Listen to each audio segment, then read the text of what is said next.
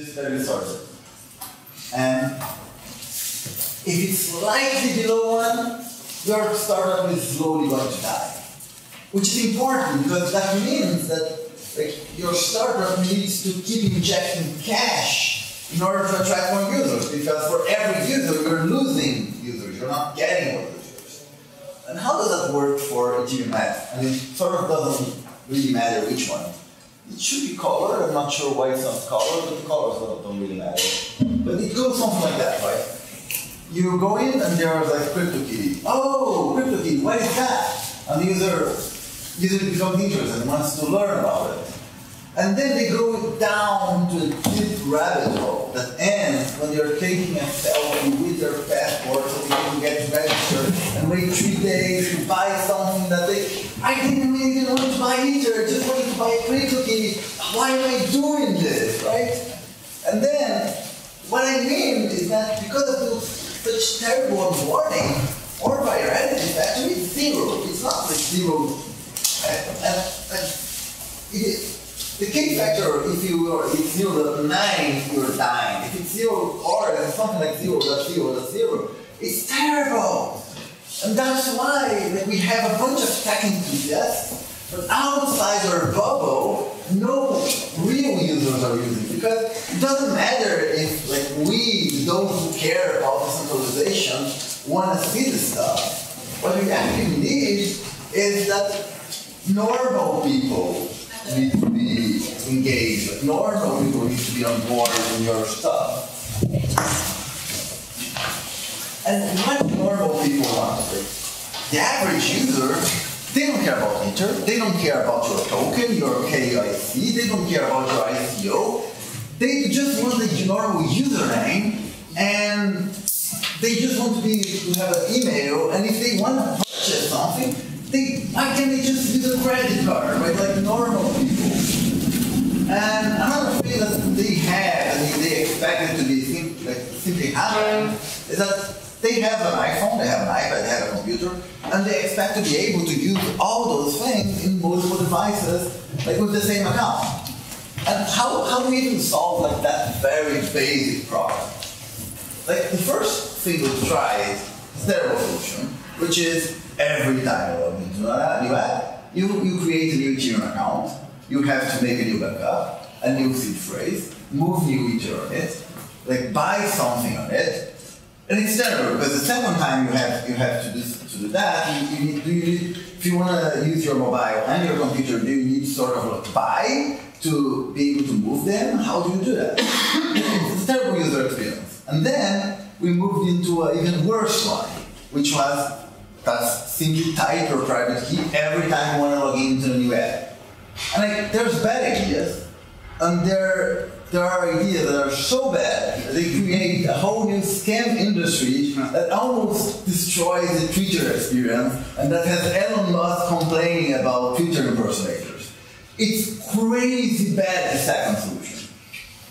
And I thank God we are moving past of it, my crypto stopped accepting my private keys. But then I'm starting to see, and people are raising money for this new great solution that is you log in for a great system, there's a username, there's an email, it works exactly as expect, it's beautiful. It's just like Facebook Connect for Ethereum. And it's terrible because it's Facebook Connect for Ethereum. And I think if you know anyone who's doing that, please shake them up and tell them to stop. Because their success is our failure. If it happens that someone is able to crack the identity with Ethereum by just having everyone go into their new brand proprietary system where they keep all the private data, they keep all the private keys, then all this decentralization talk, we've failed at that. And so we can't do that. Stop trying to do that. So how can we make it better? I think we can make it better with open standards. And how would that look like? First time I gave this talk back in Toronto, still this year, I was just presenting ideas. This is all working code. It's recorded because it's easier. But here's the idea. Imagine you have a very simple app, and you just type your username to log in. That's it. And we can give you a few options where you say, oh, there are a few options of usernames that you can have, like ENS. And when you log in, instead of asking you to buy something, I'm giving you something, sort of creating a token, I'm giving you the token, and go log in. This is I just created like this crazy app. And the nice part of it is that you're already logged into that. And what is this app, right? It's just an example app. I want you to imagine that this button here is connected to a smart contract. And you have like a token balance here, and it says, look, every time you click the button, I'm going to take one token out of your balance. What does the button do? It does nothing. All it does is say that you press the button, there's a list here, you can see everyone who pressed the button. The important thing I want to take away from this is that this particular smart contract is it's just a very simple smart contract. It didn't need to be built in any different way to be aware of smart logins, of universal logins. And as you can see, every time someone clicks it, it already detects ENS username. And it's great because you just click there, as you can see, like you click there, it says you click here. It means that you've interacted with the smart contract without having to do anything. And it sounds good, but it sounds weird, right? How do you do that without having a password? How do you even like log in with a different device? Like, let's say you have an iPhone, right? Let's go to the iPhone thing. How to log in with an iPhone? Same thing. Type your name. Just type, I am Bob. And the nice thing is, notice that before it was asking you to create a Bob. Now it's detecting that Bob already exists. You see it. And it's sort of saying, connect to Bob, right? And when you connect to Bob, you receive a notification. You go to the notification, and it's going to say, hey, open your device in your computer, and just say, yeah, approve that. Sort of works like when you were logging into like a secondary iPad for the first time. You just confirm, yeah, that's me. Like, that's my IP, that's my city, that's probably my device. You log into it, it logs here. Those will reflect the same information on both sides. And I'm even giving you more tokens. Here's every time you see that screen, it means that I'm paying you to do something I like. I created a new account, I'm giving you tokens. You added a secondary device, I'm giving you tokens. And every time you do something that's more secure, that's better. And if you do something here, it reflects here. But when you click here, you can see that a new button was pressed here. If you click here, and it's the same thing. Because from the perspective of the smart contract, actually the same account pressed the button. And I think it's already great because you can sort of have a bunch of of devices, and you can add them. There's no like central device. Unlike some other solutions you see there, they usually what you usually do is that you have to confirm the thing you do on your mobile. But your mobile is the main key, is the master key. We don't have a master key concept here. I can add multiple devices. I can add multiple websites. Every one of them can confirm the other. And what happens is that we lose all my devices, which is bad. Well, we just proposed that we have a very simple way in which you can just do a recovery backup. The idea is you are not backing up the keys you have on your device, right? That's very important. The keys you have on your devices, they stay there. What I'm doing is I'm generating new keys that are specifically for the purpose of a backup. Generating 3 new keys. I'm going to print those codes. And then you can do whatever you want, right? That's a more advanced thing, and then you print it, you laminate it if you want, keep it in one of your safe, the other one with your mom, the other one with your lawyer, whatever, or just keep it right now somewhere. And when you set the backup code, that's another thing that's another security thing, and then I'm saying, look, because if you did that, then that's another way in which you get new tokens. Again, I'm turning around this idea where sometimes you get paid, sometimes sometimes you pay, sometimes you get paid, into a more gamification. Remember, gamification, we don't use that word in the Ethereum space. It's something that other startups use. And if you want to recover that backup, let's say you lost all your devices, you do the same stuff. You go into, can you see from here? Mm-hmm. You just go in there and type your name. Instead of typing connect, you type recover. When you type recover, all you need to do is type that particular code there. I mean, it's interesting. I can show you typing it because it's not something as complex that you need to take a QR code. You actually can just type it. It sort of sounds like a Star Wars planet. And once you recover it, you get access back to your account. Now, here's the thing. I've shown you a whole new onboarding that allows you to directly be able to get into a device without have multiple devices in sync, and even have a paper backup that was never online. And here there's a couple of things I did not show you, right? If you notice, there was no mention of Ether, there was no hex strings, there was a tiny place, but you didn't even pay attention to it. No passwords, no QR codes. Incremental security. I'm only, like the first time you log in, you're already into the app. I don't need to bother you by asking you to do a bunch of stuff. After you add some value, I ask you to add a second device. And after a while, I can ask you to bring the backup. But those are all options that the user does slowly by slowly after they start interacting and they think, well, how valuable it is. Most important than all, we just deployed a multi-factor self-sovereign smart controlled identity and the user didn't even know it. Here's the thing. I tricked the user into using a multi-sig. The user doesn't know that, but I tricked him into using a smart contract multi-sig, which is a lot safer than most. So what's the magic behind this? The magic is that every app has its own private key.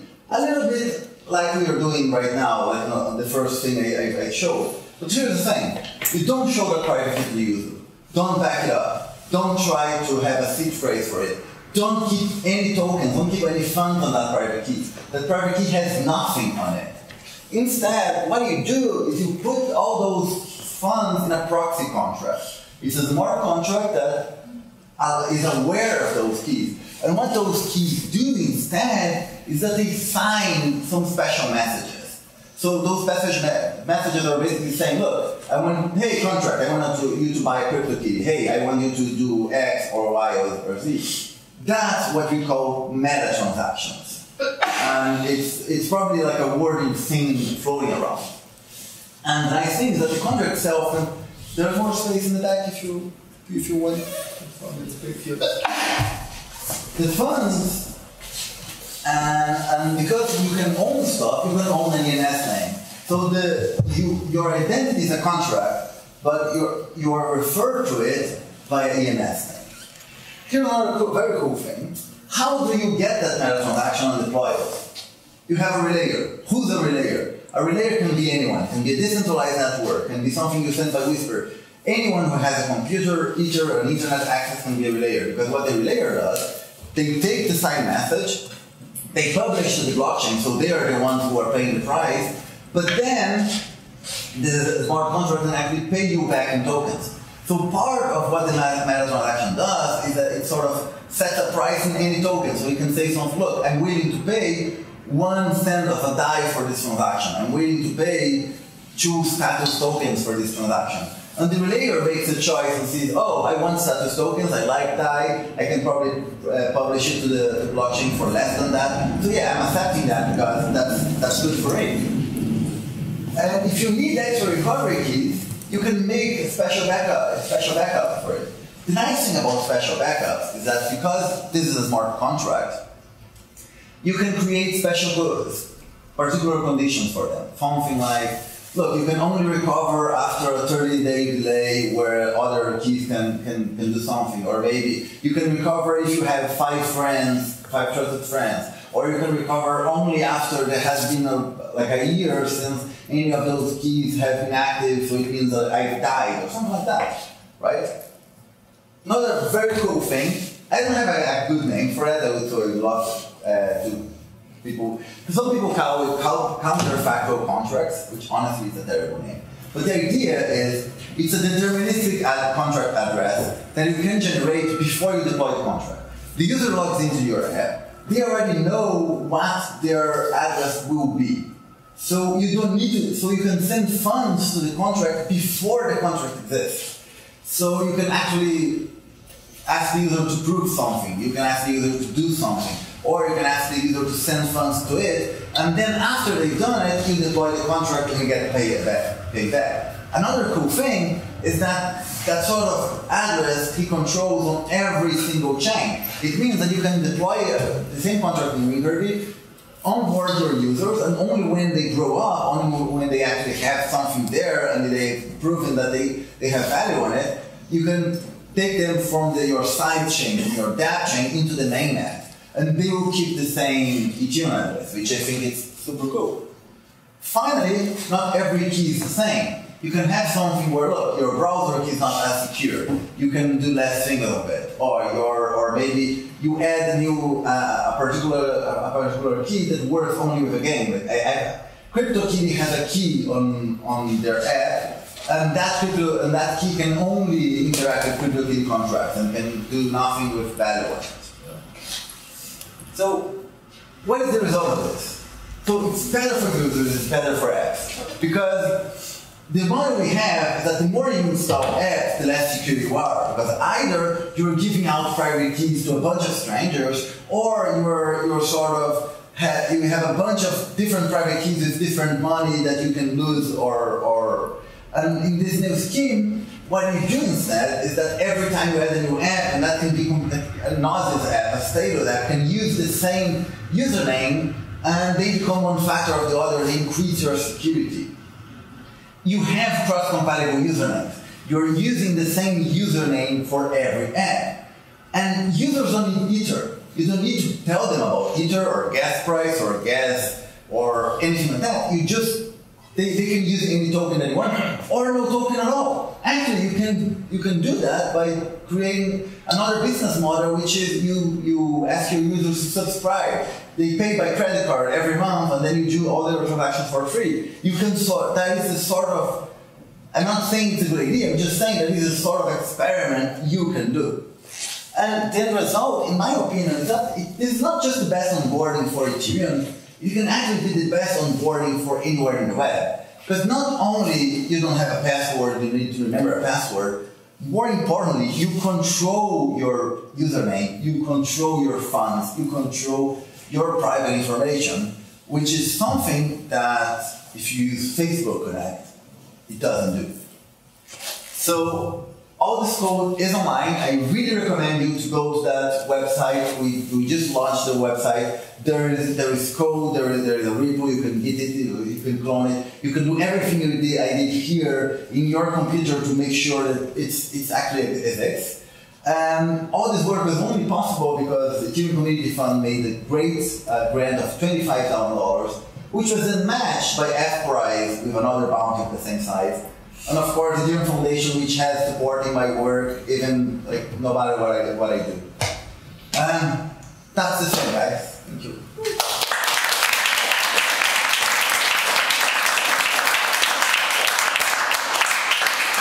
Let's talk about it. Questions? Yeah, one question. So at the very initial stage, when you say you download an app and then it was created, a private key that is associated with that, where does that private key go? That's abstracted from the user, right? So the private key that you create on your app is stored on your app the best safest possible. If it's a mobile app, try to keep it in the secure enclave or something. Right. If it's a browser app, you can just keep it in local storage. Sure.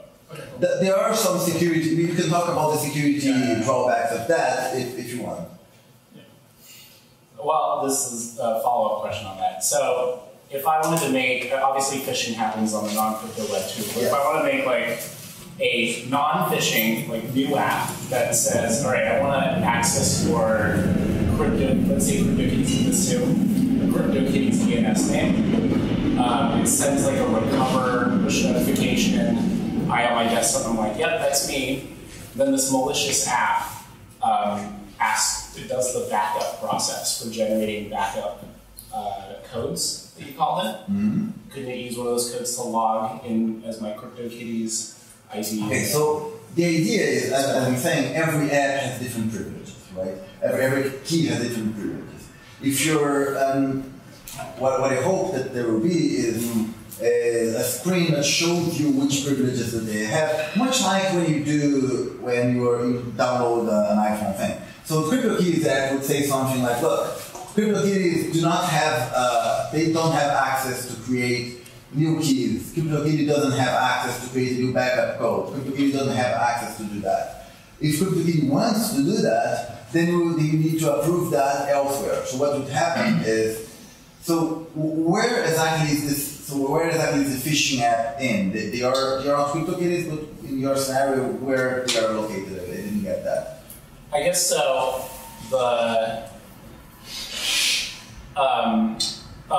So like if I wanted, if I need the CryptoKitties private key, you're saying, in order to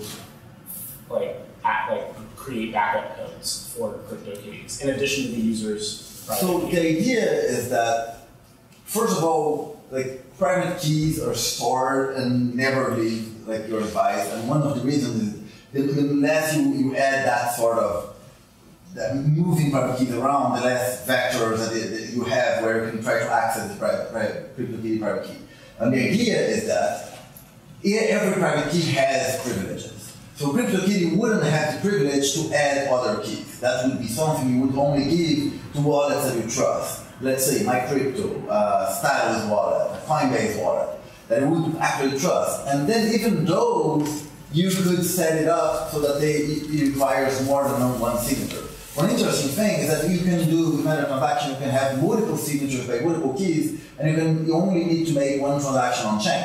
What you can have is you want to add a new super privileged key, then you need a signature from your Stylus wallet and from your Coinbase wallet and from maybe like your Mist browser or something like that.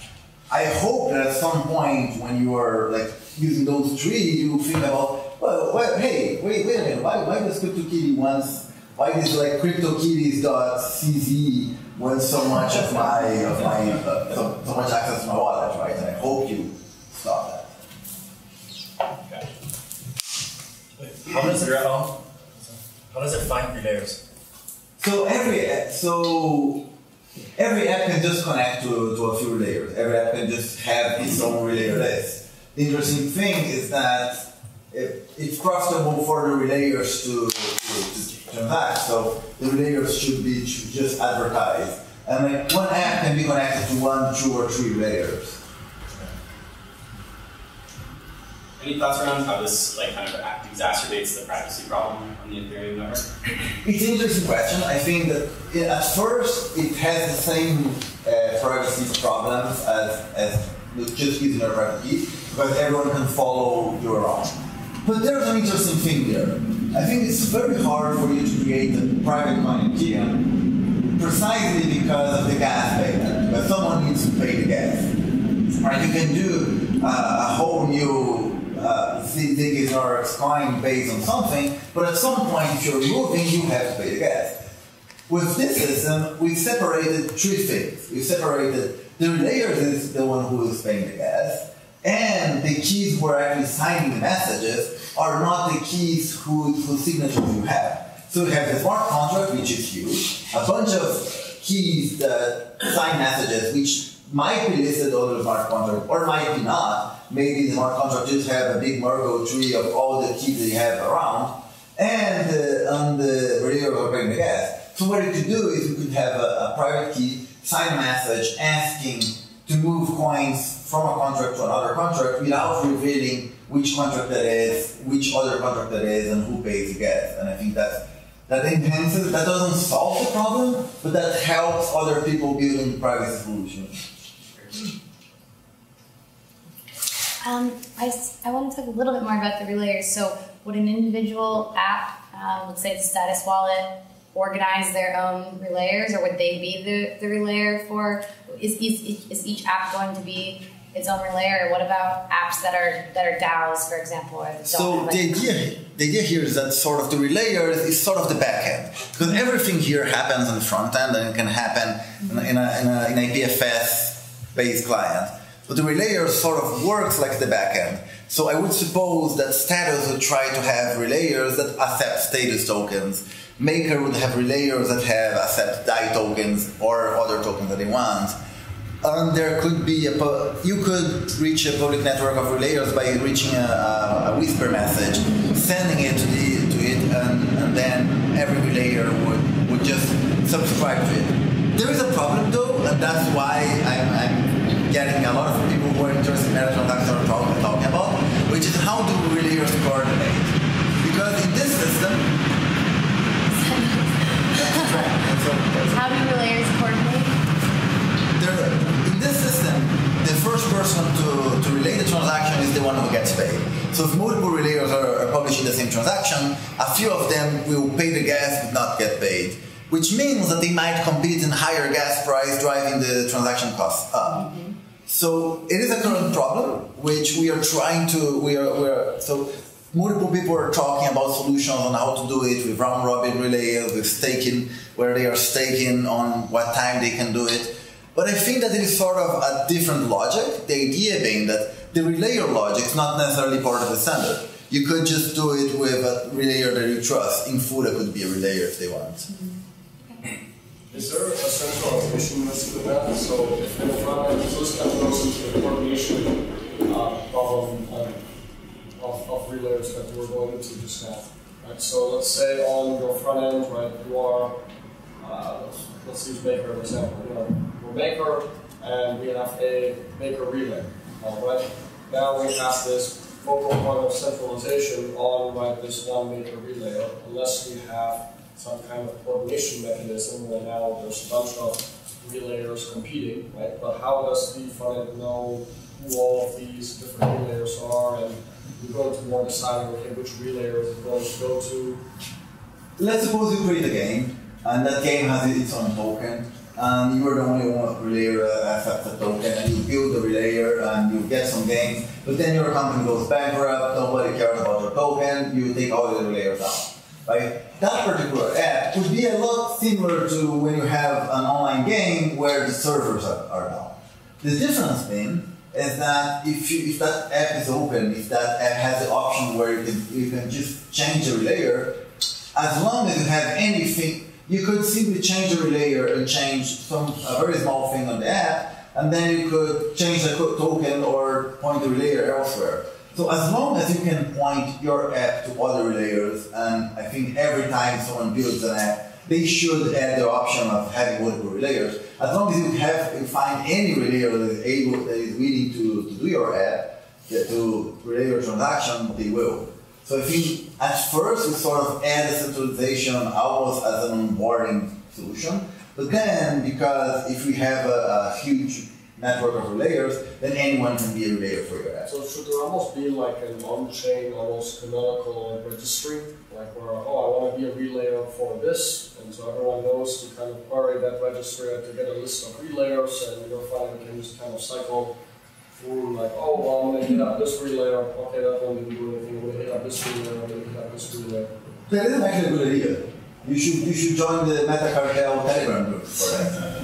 So we have a Telegram group that is called MetaCartel, which is exactly where we discuss like how to solve problems with relayers. You should find Peter Pan somewhere. He's the one who controls that, who adds people.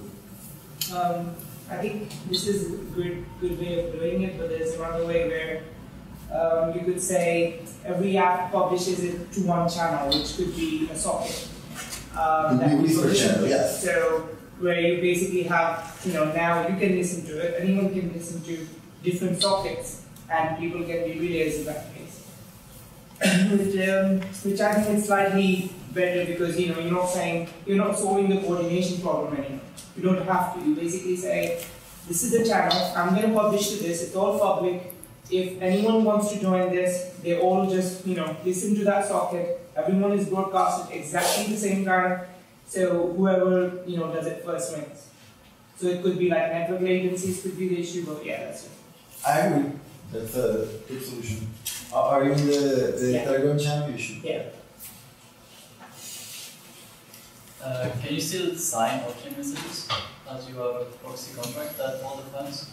So the proxy contract can be signed, but every key that belongs to it can sign off-chain messages. And almost all of it is off-chain.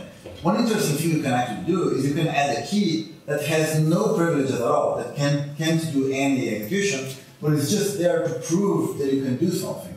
So what you could do is, like in your login process, if you're an app or a chat thing, You just want the user to add a key with no privileges, just to so that they can sign messages and chat with people, make turns in the game, and you know that's the right person, but that particular key is just used for signing off chain messages, and I think that's doable. I'd like to talk about that scenario where we don't have a password, but we can add new devices, right? Yes. So what if someone had access to my device and they added their own devices? Is there any way how I can restore control of my identity? So I think ideally what should happen is that the first time you had a second, by the time you have 3 or 4 devices, you should probably increase the range of how many signatures you need to add a device, right? I think at some point it should be something where you need at least 2 signatures to add a new key. And I think that will sort of solve it, because then if you lose one key, then you still can control them. You will see, when you see the notification in other devices, and those other devices can be used to remove that key.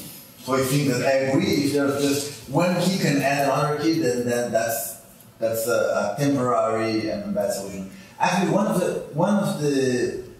of the main security issues that have been raised is about Chrome extensions. A Chrome extension can see anything that happens in your computer, can read all your passwords in all your websites.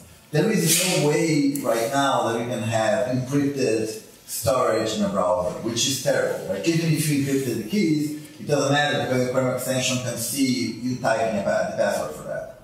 So one solution for that problem would be that every time you are in an insecure thing like a browser, what you could do is add a temporary, let's say, email server key, which means that in order to add a new key, you need to have an approval from the device and an approval from a trusted email server. That email server cannot do it. That email server cannot do add a key by itself. It also needs that secondary key. And after some time, you should probably remove that email server or increase the security so that email server cannot, if it's hacked, it cannot add new keys. So there are multiple. The nice thing I like about this is that there are a lot of creative ways in which you can do it. I've seen people do it. Oh, I'm going to do a thing where I send an SMS to you, and then you confirm that.